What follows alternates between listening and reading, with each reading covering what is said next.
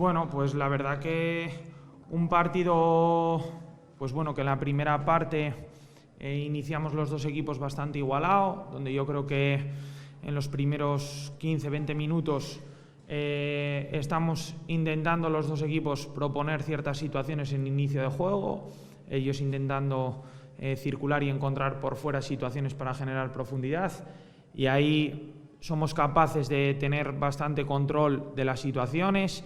Alguna vez conseguimos robar y contragolpear. Es cierto que cuando parecía que más nos estábamos soltando con balón, llega la acción de un error nuestro atrás en un despeje por querer bajar el balón, ahí el robo, el centro y se ponen por delante. Y a partir de ahí, pues bueno, el Ourense intenta buscar situaciones apretadas donde nosotros podamos perder la pelota y hacernos peligro. Yo creo que generamos varias situaciones como para poder empatar el partido, no lo conseguimos. Es cierto que en la segunda parte ellos tienen varias transiciones con peligro, pero que somos capaces de impedir que incluso finalicen mano a mano con el portero. Y bueno, pues un trabajo grande por parte de los dos equipos, reforzar mucho a mi equipo porque con el clima que hacía y el campo como estaba de seco, que era muy difícil jugar, estuvieron hasta el último momento para poder llevarse algo de Ourense. ¿Has querido mantener vuestra idea futbolística durante todo el partido?